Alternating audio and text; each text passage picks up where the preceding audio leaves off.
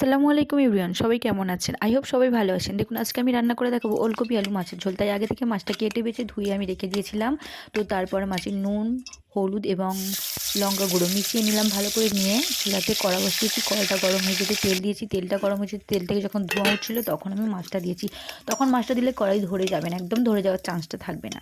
তারপর উল্টে পাল্টে ভেজে আমি যখন মাছটা তুলে নিলাম, তুলে নেওয়ার পর আমি চুলাতে হাঁড়ি বসাবো। হাঁড়ি বসিয়ে ওই মাছ ভাজার তেলটা হাঁড়িতে দিয়ে দেবো। ওই মাছ ভাজার তেলে যখন তরকারিটা রান্না করবে, তরকারিটা অন্যরকম স্বাদ হবে, খুব টেস্টি হবে তরকারিটা, একবার করে দেখবেন। তো আমি দিয়ে দিলাম কড়াইতে, তেলটা আগে থেকে গরম ছিল, তো আমি পেঁয়াজ দিয়ে দিলাম আর লঙ্কা দিয়ে দিলাম। পেঁয়াজ কুচি লঙ্কা দিয়ে দেওয়ার পর আমি নাড়ছিলাম, যখন হালকা বাদামি হয়ে গেল তখন আমি সবজি দিয়ে দিচ্ছি। দেখুন একটা সবজি আবার আমার চুলার ভিতরে পড়ে গেল। যাই হোক, তো সবজিগুলো দিয়ে দিলাম, দিয়ে ভালো করে উল্টে তেলতে নাড়ছিলাম। তো এখন ভাবছেন যে একটু বেগুন আর একটা শিম কেন দিয়েছি, তো বলছি আমি একটা কথা।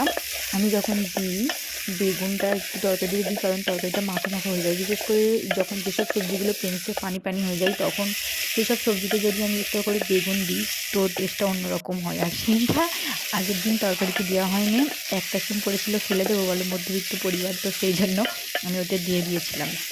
তো বিশেষ করে ওলকপি, শিম এগুলো পেঁচে পেঁচে হয়ে থাকে, তো সেই জন্য ওতে দিলাম। তো তারপর ভালো করে নাড়িয়ে নিলাম, নাড়িয়ে নিয়ে আমি যখন সবজিটা অনেকটা কমে এলো, কিছুক্ষণ পর আমি দিয়ে দিলাম আদা রসুন। আদা রসুন দিয়ে দেওয়ার পর ভালোভাবে আবারও নাড়াচ্ছি আমি। তো নাড়িয়ে নিলাম, ভালো করে দেখি, ভালো করে কষে নিচ্ছি, নাড়ে নেড়ে নেড়ে নেড়ে নেড়ে। তো যখন দেখবো ধরে আসছে তখন অল্প অল্প করে পানি দেবো। তো অল্প পানি দিলাম, দেখুন অল্প একদম সামান্য পরিমাণে পানিটা দিয়েছি। তো দিয়ে আবারও নাড়তে শুরু করব, ভালোভাবে নেড়ে নিচ্ছি। দেখুন ভালোভাবে নেড়ে নেওয়ার পর আরও ভালোভাবে নেড়ে নিচ্ছি, নেড়ে নেড়ে যখন আবারও শুকনো হয়ে আসবে তরকারিটা, তখন আমি তো নাড়িয়ে নেওয়ার পর আমি আবারও দেখছি তরকারিটা। তারপর শুকনো হয়ে যাওয়ার পর আমি মশলা দিয়ে দিচ্ছি, হলুদ গুঁড়ো পরিমাণ মতো দিয়ে আমি ভালো করে দেখে নিচ্ছি হলুদের কালারটা কেমন হয়, যাতে কম বেশি না হয়। তো দেখুন হলুদের কালারটা মোটামুটি ভালোই চলে এসেছে, আর অতিরিক্ত বেশি হলুদ খাওয়া ঠিকও নয়। তারপরে দেখুন এবারে দিয়ে দেবো লঙ্কা গুঁড়ো। লঙ্কা গুঁড়ো দিয়ে দিচ্ছি, ভালোভাবে দেখে নিচ্ছি কালারটা, দিয়ে লঙ্কা গুঁড়ো দিলাম। তো লঙ্কা গুঁড়োটাও পরিমাণ মতো দিয়ে ভালোভাবে নাড়িয়ে নিচ্ছি। তো দেখুন ভালো করে কালারটা তরকারি কতটা সুন্দর আসছে, ভালো করে দেখুন,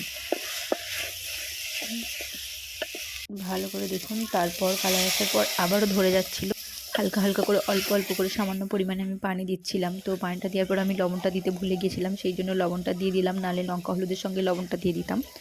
তো দিয়ে দিলাম, বা পরিমাণ মতো লবণটা দিয়ে নেবেন। তারপর দেখুন আবারও আমি নাড়াচ্ছি, তরকারির কালারটা এইবারে দেখুন কত সুন্দর আসছে। তো আবার তরকারিটা যখন তেলটা ছেড়ে দেবে, তখন আমি কষানোর জন্য অল্প পরিমাণে পানি দিয়ে আবারও আমি দেখুন ভালো করে গা থেকে মশলাটা ধুয়ে নিচ্ছি ওই পানিতেই, ভালো করে হাঁড়ির গাটা।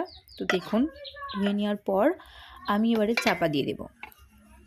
তো চাপা দিয়ে দেবো, চাপা দেওয়ার পর দেখুন আমি আবারও কিছুক্ষণ পর ফিরে আসলাম, দেখলাম যে অনেকটাই পানি আছে, সেই জন্য আমি উপর থেকে টমেটোটা দিয়ে দিলাম যাতে টমেটোটা ঘেটে যায়। তো দিয়ে আবারও চাপা দিয়ে দিলাম, নাড়াচাড়া কিছু করলাম না। তারপর চাপা দেওয়ার পর আবারও কিছুক্ষণ পরে ঘুরে আসলাম, এসে দেখলাম তো হালকা হালকা পানি আছে, সেই জন্য আমি কষাতে শুরু করলাম। কষাতে কষাতে একদম প্রায় অনেকক্ষণ ধরেই কষাতে শুরু করে দিয়েছিলাম।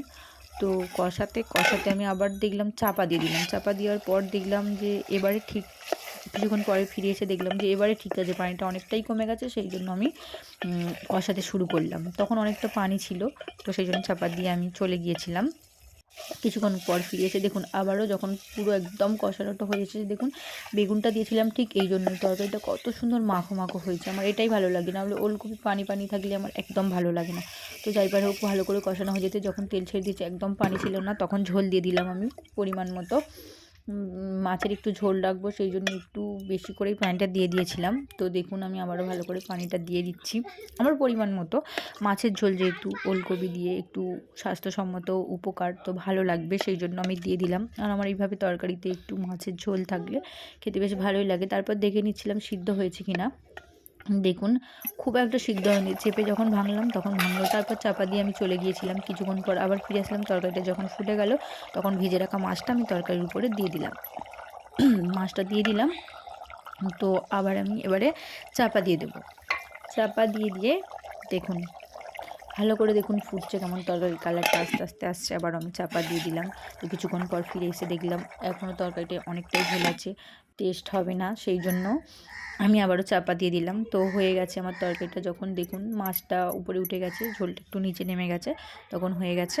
আমি একটু উপর থেকে ধনেপাতা কুচি সরিয়ে নিলাম। তো দেখা হচ্ছে পরের কোনো ভিডিওতে। আল্লাহ হাফেজ, সবাই ভালো থাকবেন, টাটা।